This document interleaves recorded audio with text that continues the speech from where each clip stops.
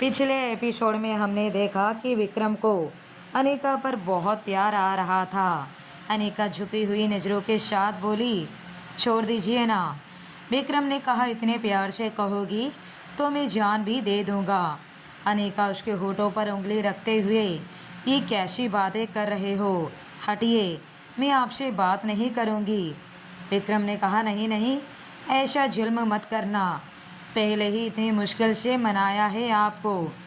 दोनों को विक्रम का उठक बैठक करना याद आ जाता है, जिससे दोनों खिलखिलाकर हंसने लगते हैं। इसके बाद दोनों अपने अपने काम करने लगते हैं। विक्रम की नज़र उस लिफाफे पर पड़ती है जो पियून रख कर गया था। वो उस लिफाफे को खोलकर देखता है, उसमें एक लेटर निकलता है, वो पढ़ता है। अनिका ने पूछा, क्या है इसमें? ये एक पार्टी का इनविटेशन है जो आज रात को है, आप चलेंगी ना मेरे साथ? ज़रूर। विक्रम के दिमाग में कुछ आता है। वो कैबिन से बाहर जाकर किसी को फ़ोन करता है। कुछ बात करने के बाद वो वापस आकर अपना काम करने लगता है।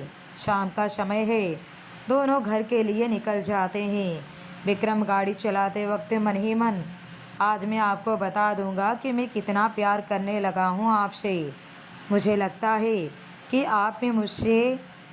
तभी बीच में ही अनिका बोली, क्या सोच रहे हो? नहीं, कुछ नहीं। दोनों घर पहुंच जाते हैं। विक्रम अनिका से, तैयार हो जाइए, पार्टी के लिए निकलेंगे। विक्रम सुनीता जी को भी पार्टी में आने के लिए बोलता है, पर सुनीता जी मना कर देते हैं। अनिका कमरे में थी और विक्रम बाथरूम में। तभी सुनीता जी कमरे में आते हैं और बोलते हैं, अनिका, तुमने मुझे बुलाया? हाँ माँ, आप तो जानती हैं ना, मुझे पता नहीं चलता पार्टी में क्या पहनूं, आप ही बताइए। विक्रम के कदम बाहर आते आते रुक जाते हैं। उसे होटल वाले दिन की याद आ जाती है कि कैसे अनिका ने अपनेपन के साथ उससे पूछा था, पर वो आज माँ से पूछ रही है। विक्रम को थोड़ा बुरा तो लगता है, पर मन ही मन, ये सब मेरी वजह से ही हुआ है। मैंने ही तो उन्हें गलत समझा था, तो अब वो एक बीबी की तरह मुझसे क्यों पूछेगी? Sunita ji dark green colour का एक अनारकली सूट निकालकर उसको दे देती है। अनिका उसे एक तरफ रख देती है। उसे कुछ काम याद आता है तो वो बाहर चली जाती है। विक्रम बाथरूम से बाहर निकलता है और उस सूट को वापस अलमारी में रखकर एक रॉयल ब्लू कलर की साड़ी निकालकर वहाँ रख देता है और खुद तैयार होने लगता है। अनिका कमरे में आती है और जैसे ही वो अपने कपड़े उठाने लगती है तो साड़ी को देखकर हैरान रह जाती है। वो विक्रम की तरफ देखती है। विक्रम मुस्कुराकर, पहन लीजिए, आप पर बहुत अच्छी लगेगी। अनिका भी मुस्कुरा देती है। वो बता नहीं सकती थी कि वो इस बात पर कितनी खुश थी। विक्रम उसके पास जाकर, और आगे से आप हमेशा मुझसे पूछेंगी, एक बीबी की तरह पूरे हक के साथ। अनिका का दिल भर आता है, दो आंसू छलक जाते हैं उसके। विक्रम उसे देखकर, फिर से आप मुझे बेचैन कर रही हैं। अनिका अपनी आंसू साफ करते हुए, पता नहीं, एकदम से दिल भर आया। मुझे किसी ने कहा नहीं था कभी कि ये मेरा हक है। आज से, अभी से मुझ पर आपका पूरा हक है। आपको मुझसे झिझकने की कोई ज़रूरत नहीं। अनिका सिर हिलाकर हाँ में इशारा करती है। विक्रम ने कहा, अब आप तैयार हो जाइए। ये बोलकर विक्रम नीचे चला जाता है।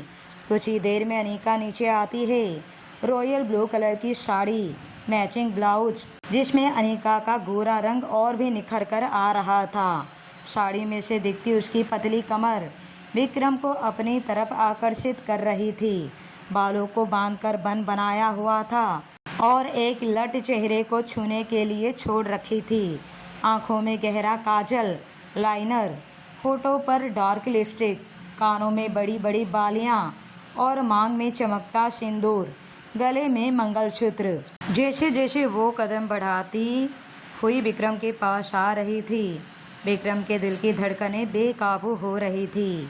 सुनीता जी उसको साड़ी में देखकर समझ जाती है कि ये सब विक्रम ने किया है। वो मन ही मन बहुत खुश होती है और ढेरों दुआएं देती है दोनों को। अनिका विक्रम के पास आकर खड़ी हो जाती है पर विक्रम को कोई होश नहीं था। अनिका हल्की सी कोहनी विक्रम के पेट पर मारती है। विक्रम होश में आते हुए चलिए दोनों पार्टी के लिए निकल जाते हैं। बहुत खूबसूरत लग रही हैं आप। अनिका शर्मा कर नज़रें झुका लेती है। विक्रम मन ही मन, बस कुछ देर और फिर मैं आपको बता दूंगा कि मोहब्बत हो गई है आपसे। दोनों पार्टी वाली जगह पर पहुंचते हैं। दोनों एक दूसरे का हाथ पकड़े अंदर आते हैं। विक्रम के और भी दोस्त उनकी पत्नियों के साथ आए थे। विक्रम को देखकर उसके दोस्त उसे अपने साथ ले जाते हैं। अनिका उन सबकी पत्नियों के साथ खड़ी थी, पर दोनों का ध्यान एक दूसरे पर ही था। अनिका को अजीब सी घबराहट होने लगती है, जो वो खुद ही नहीं समझ पा रही थी। उसके माथे पर पसीना भी आने लगता है। विक्रम उसे ही देख रहा था। वो उसे इशारे से पूछता है कि सब ठीक है ना। अनिका खुद पर काबू पाते हुए हल्का सा पलके झपकाकर सब ठीक होने का इशारा कर रही थी, पर उसे बहुत बेचैनी हो रही थी। विक्रम के दोस्त उसे दूसरी तरफ ले जाते हैं, जहाँ से वो दोनों एक दूसरे को नहीं देख पाते। अनिका चारों तरफ नज़र घुमाकर देखती है तो विक्रम उसे कहीं नज़र नहीं आता। वो विक्रम को ढूंढते हुए थोड़ा आगे चली जाती है।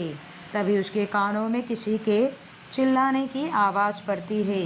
देखकर नहीं चल सकता क्या अंधे? साले, आंखें बेच खाई है क्या तूने? आवाज़ सुनकर अनिका के कदम रुक जाते हैं। ये सच ना हो, ये सच ना हो। ये बोलते बोलते वो पीछे पलटकर देखती है तो सामने रंजीत को देखकर उसकी रूह कांप जाती है। दिल दहल जाता है उसका। हर वो जख्म उसे जो रंजीत ने दिए थे वो ताज़ा हो गए थे। अभी तक रंजीत ने उसे नहीं देखा था। अनिका थूक गटकते हुए अपने कदम पीछे लेती है। रंजीत उसकी तरफ देखने वाला होता है। अनिका जल्दी से घूम जाती है और सीधा चलने लगती है। रंजीत को अनिका के होने का शक होता है। वो भी उसी तरफ चल देता है। अनिका की हालत ख़राब हो गई थी। पूरा शरीर पसीने से भर गया था उसका। रंजीत उसके पीछे है ये उसे पता चल गया था, पर पीछे मुड़कर देखने की उसकी हिम्मत नहीं थी। अनिका के कदम तेज हो जाते हैं। वो चलते चलते बाहर की तरफ जाने लगती है। विक्रम के दोस्त की पत्नी उसे देख लेती है। तभी विक्रम उसे ढूंढता हुआ वहाँ पर आता है और उससे अनिका के बारे में पूछता है। उनमें से एक ने कहा, उन्हें तो मैंने अभी बाहर की तरफ जाते हुए देखा। बहुत डरी हुई थी वो, बहुत घबराई हुई थी। विक्रम मन ही मन, हाँ मुझे भी ऐसा ही लगा था।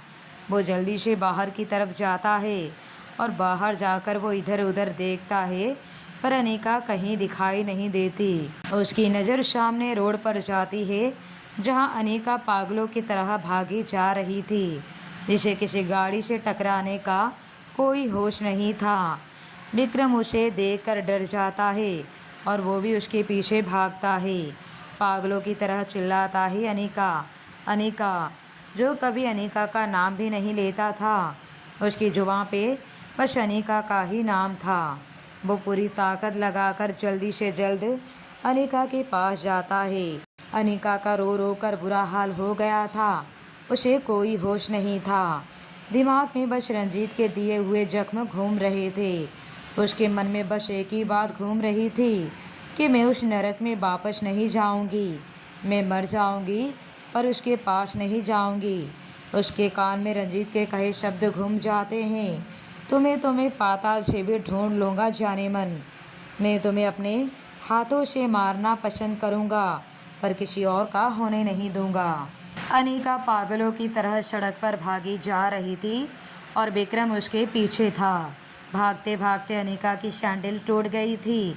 सड़क पर पड़ा हुआ कांच उसके पैरों में लग गया था, जिसका उसको कोई होश नहीं था। विक्रम के बराबर में एक टैक्सी आकर रुकती है। विक्रम जल्दी से उसमें बैठकर बोलता है, चलिए वो जो भाग रही है उनके पीछे चलिए। टैक्सी अनिका के बिल्कुल बराबर में आकर रुकती है और विक्रम जल्दी से उसे पकड़कर वापस टैक्सी में बिठा लेता है। ये सब इतने जल्दी होता है कि अनिका को कुछ भी समझ नहीं आता। विक्रम उसको पकड़कर अपने सीने से लगा लेता है। अनिका कुछ भी बोलने के हालत में नहीं थी, बस बुरी तरह कांप रही थी और रो रही थी। विक्रम ने इस समय कुछ भी ना पूछना ही सही समझा, बस वो उसे प्यार से संभाल रहा था। टैक्सी वाला, कहाँ जाना है साहब? खुराना मेंशन चलो। कुछ देर में विक्रम अनिका को लेकर घर पहुंच जाता है। सुनीता जी बाहर हॉल रूम में बैठे ही उनका इंतजार कर रही थी। वेद स्कूल की तरफ से कैंप पर गया हुआ था 1 हफ्ते के लिए। विक्रम अनिका को पकड़कर अंदर लेकर आता है। सुनीता जी अनिता की हालत देखकर डर जाती है। विक्रम, क्या हुआ है अनिका को, इसकी ये हालत? अनिका भागकर उनके पास जाती है और लिपट जाती है। माँ, माँ, वो मुझे ले जाएगा। माँ, उसकी आवाज़ें भी कांप रही थी। पागलों की तरह वो बस चिल्लाए जा रही थी। सुनीता जी, कौन ले जाएगा अनिका? क्या हुआ है तुम्हें? वो विक्रम की तरफ देखती है। पता नहीं माँ, इन्हें क्या हो गया। एकदम से इन्हें कोई होश नहीं था, बस सड़क पर भागी जा रही थी ये पागलों की तरह। इन्हें ये भी होश नहीं था कि ये किसी गाड़ी से टकरा सकती है या चोट लग सकती है। बहुत मुश्किल से इन्हें संभाला है मैंने। अनिका अभी भी बुरी तरह रो रही थी, कांप रही थी वो।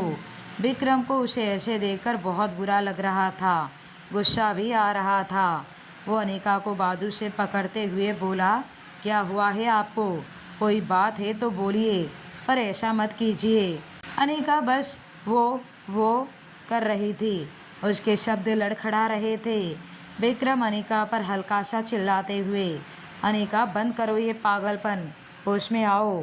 इतने में एक लड़की दरवाजे से होते हुए भागकर अंदर आती है और अनिका के पास जाकर एक थप्पड़ खींचकर मारती है उसके गाल पर। एक सन्नाटा सा छा जाता है घर में। अनिका चुप होती है और अपने गाल पर हाथ रख लेती है। विक्रम ने चिल्लाते हुए कहा, हिम्मत कैसे हुई तुम्हारी इन पर हाथ उठाने की?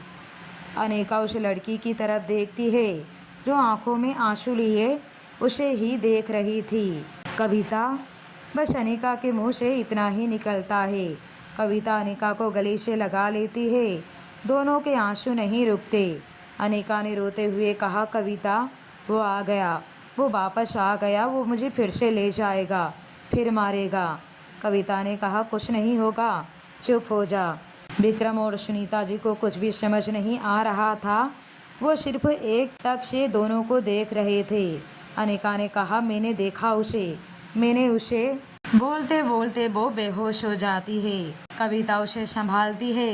विक्रम बहुत परेशानी से, क्या हो गया इन्हें? मैं डॉक्टर को फ़ोन करता हूँ। कविता अनिका को सोफे पर लेटाते हुए बेहद गुस्से से बोली, कोई ज़रूरत नहीं है ज़्यादा महान बनने की। अभी कुछ देर पहले तुम इस पर चिल्ला रहे थे, इसे पागल बोल रहे थे। जानते भी हो कि ये पागल कौन है? अनिका संजय अग्निहोत्री है। ये इंडिया के टॉप बिजनेसमैन संजय अग्निहोत्री की बेटी। सुनीता जी और विक्रम दोनों की हैरानी का कोई ठिकाना नहीं रहता। विक्रम ने कहा, पर ये तो अनिका शर्मा। हाँ, ये इसकी माँ का सरनेम है। वो अपने पिता के सरनेम नहीं लगाती। पागल नहीं है मेरी दोस्त। विक्रम ने कहा, आपकी ये दोस्त अब मेरी बीवी है। अनिका विक्रम खुराना। अब हैरान होने की बारी कविता की थी। विक्रम ने कहा, वो मुझसे इनकी हालत नहीं देखी जा रही थी, इसलिए मुझे इन पर गुस्सा आ गया। इतने में डॉक्टर आ जाता है, अनिका को चेक करता है। विक्रम बड़ी बेचैनी से अनिका को देख रहा था और कविता विक्रम को। विक्रम ने कहा, क्या बात है डॉक्टर, सब ठीक है ना? ये बेहोश कैसे हो गई? डॉक्टर ने कहा, देखिए मिस्टर खुराना, वैसे तो सब ठीक है, पर इनका बीपी बहुत लो हो गया है। शायद किसी चीज़ का सदमा लगा है इन्हें। कुछ ऐसा इन्होंने देख लिया जो बर्दाश्त नहीं कर पा रही है। डोंट वरी, मैंने इंजेक्शन दे दिया है, सुबह तक ये ठीक हो जाएगी। अभी सोने दीजिए, जितना आराम करेगी उतना अच्छा है। जी डॉक्टर।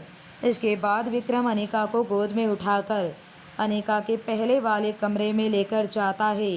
कविता भी उसके पीछे जाती है और बाहर खड़ी होकर दोनों को देखने लगती है।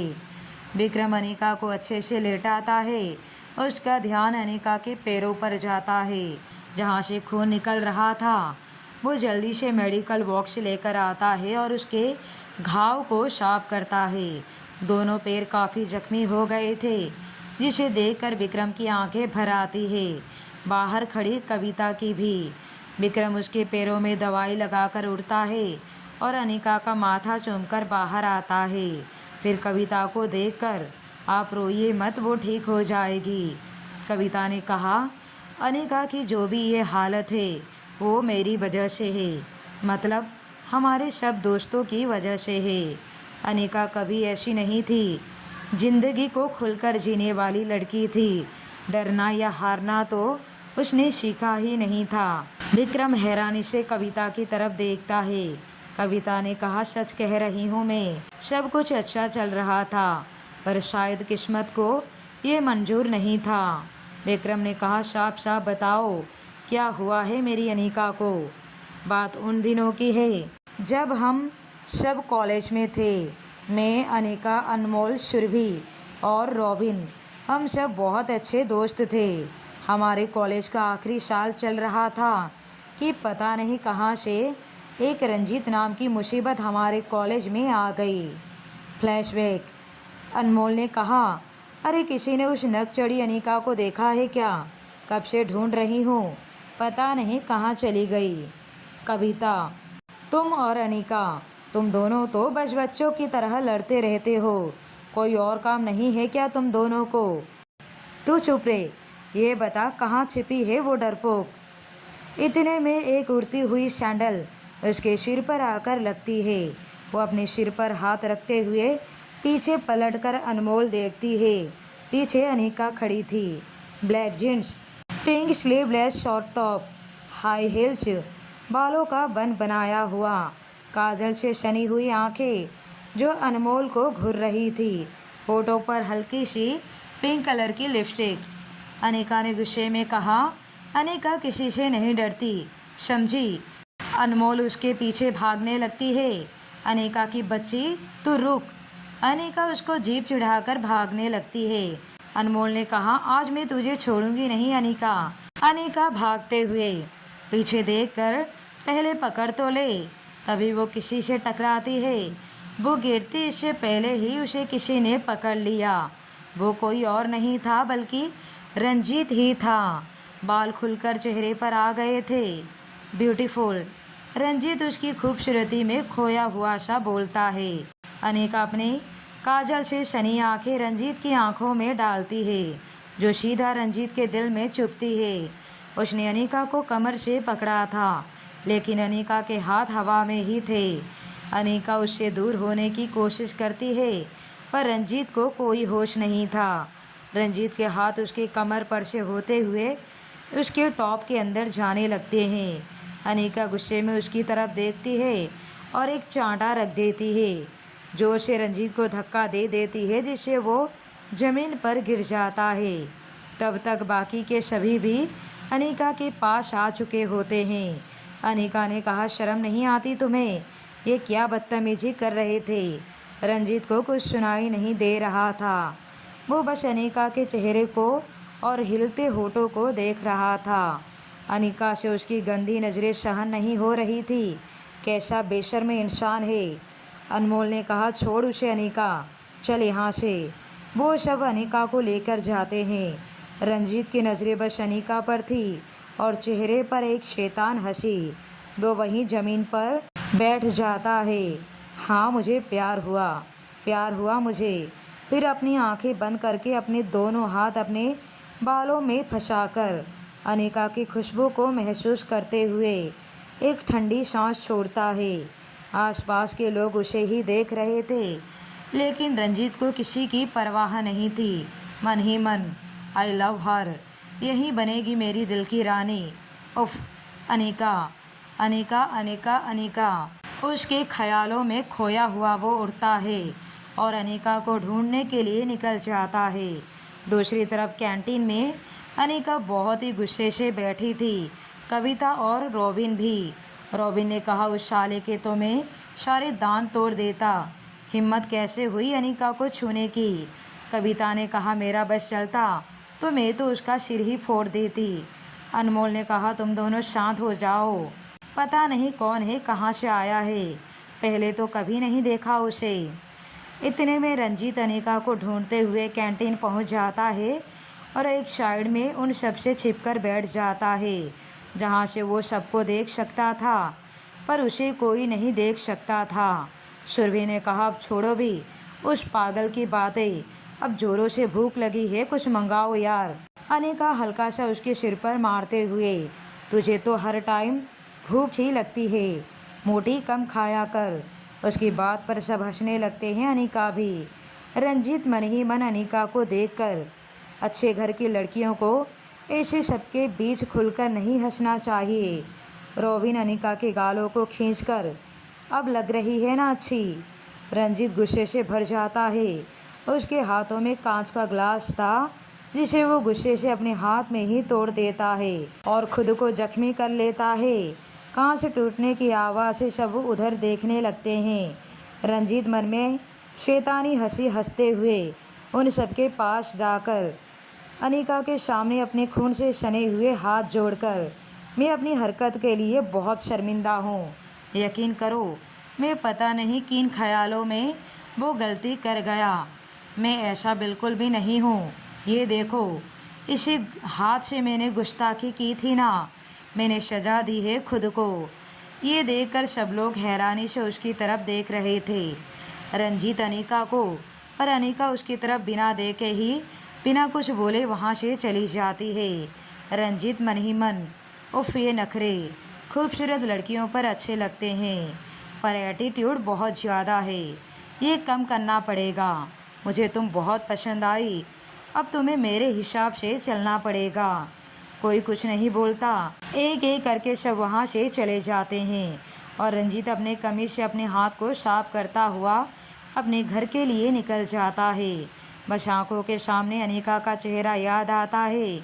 वो एक सिगरेट को जलाकर होठों पर रख देता है। अगले दिन कॉलेज में जहाँ जहाँ अनिका जा रही थी, रंजीत हर जगह उसके पीछे था। अनिका को पाने के लिए वो उसके दोस्तों से भी दोस्ती कर रहा था। अनिका उससे बहुत परेशान हो गई थी।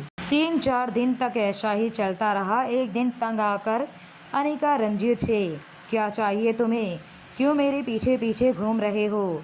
रंजीत बहुत ही शरीफ बनकर, माफ़ी चाहिए तुम्हारी, मैं चैन से सो नहीं पा रहा हूँ, मुझे बहुत बड़ी गलती हो गई, माफ़ कर दो।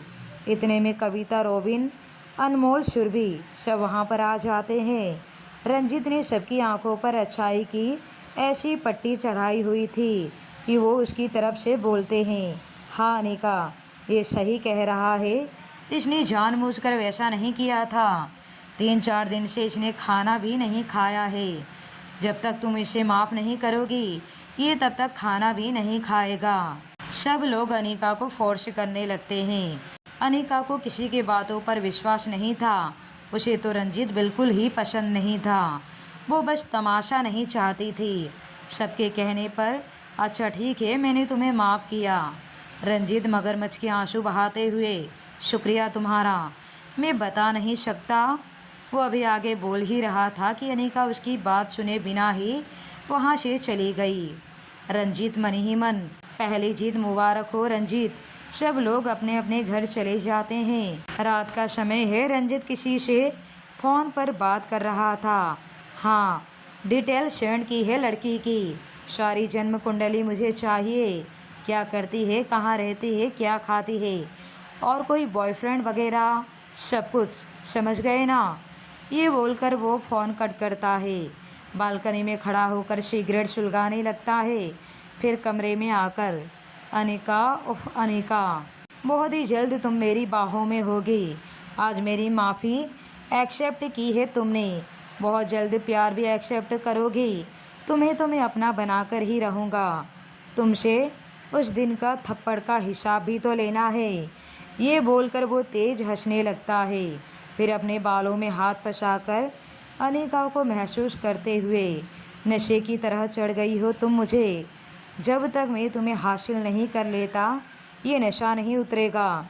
ये बोल वो बिस्तर पर उल्टा गिर जाता है और अनीका के बारे में सोचता हुआ सो जाता है। अब आगे क्या होगा? क्या रंजीत अनीका तक पहुंच पाएगा? क्या विक्रम को रंजीत के बारे में पता चलेगा? पता चलेगा तो क्या होगा? अब आगे की कहानी को जानने के लिए बने रहिए आरजू तुम्हें पाने की कहानी पर।